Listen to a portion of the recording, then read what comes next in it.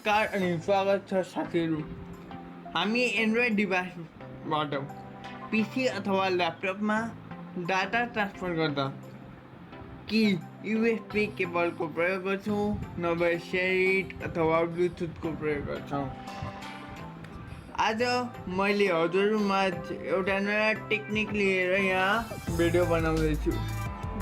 यो टेक्निकमा चाहिँ तपाईहरूले मात्र आफ्नो मोबाइलमा एउटा एप्लिकेसन डाउनलोड गर्नुपर्छ।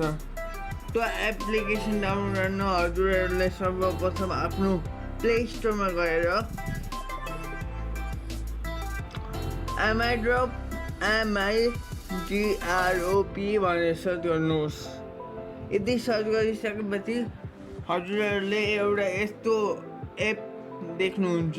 तपाईँको ल्यापटप वा कम्प्युटर र मोबाइल एउटै नेटवर्कमा कनेक्ट हुनुपर्छ। यसलाई इन्स्टल गरेर ओपन गर्नुहोस्।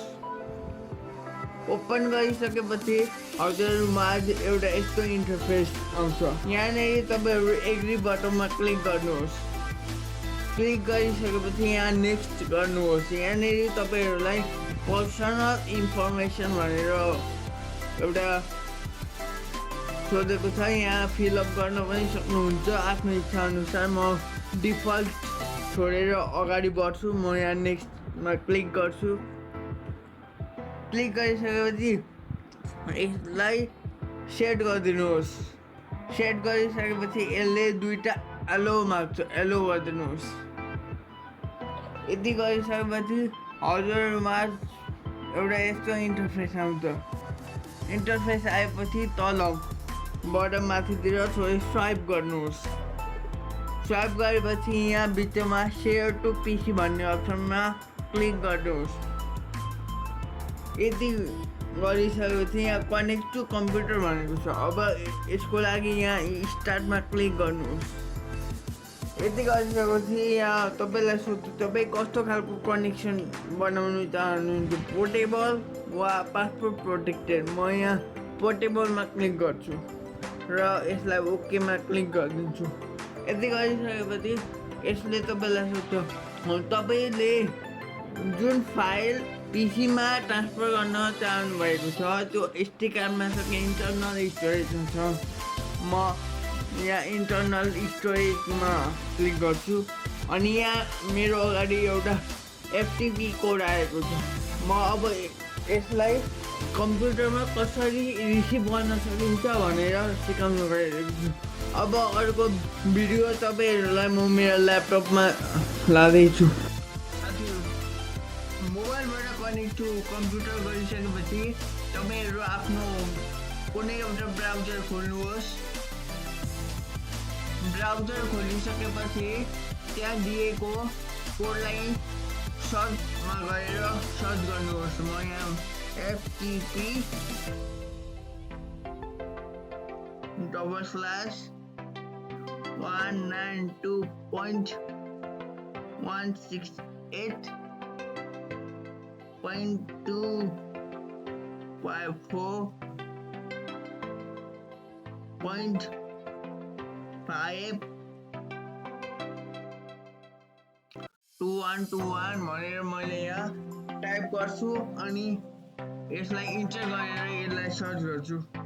यति गरिसकेपछि तपाईँहरूको मोबाइलमा भएको फाइलहरू यहाँनिर सो गर्छ।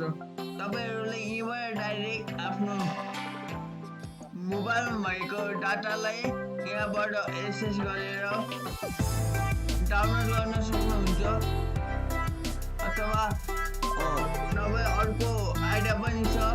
त्यसको लागि तपाईँहरूले सुरुमा हालेको एफटिपीदेखि यो कोड मात्र कपी गर्नुपर्ने हुन्छ। यसलाई कपी गर्नुहोस्। कपी गरिसकेपछि आफ्नो माई कम्प्युटर अथवा द पिसीमा जानुहोस्। त्यहाँ गएपछि यहाँ खाली स्क्रिनमा राइट क्लिक बटन मार्क्सबाट क्लिक गर्नुहोस् र एड अ नेटवर्क लोकेसनमा क्लिक गर्नुहोस्। यति गरिसकेपछि यहाँ नेक्स्टमा क्लिक गर्नुहोस् अनि चुज द कस्टम नेटवर्क लोकेसनमा क्लिक गरेर नेक्स्ट गर्नुहोस् अनि यहाँनिर अघि कपी गरेको कोडलाई यहाँ पेस्ट गर्नुहोस् र यहाँ नेक्स्टमा क्लिक गर्नुहोस् अनि यहाँनिर यसलाई अझै गर्नुहोस् र यहाँ केही नाम दिनुहोस् म यहाँ जस्तै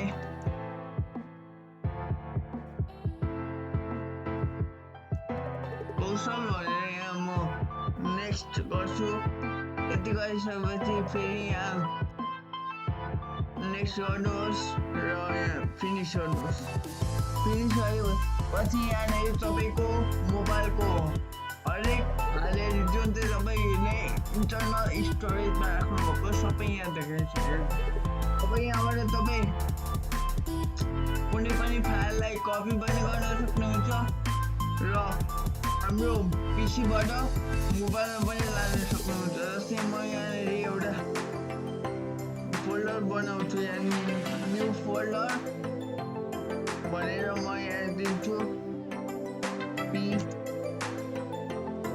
मोबाइल यति गरिसकेपछि म यसलाई कपी गरेर डिस्क्रिप्सनमा हाल्छु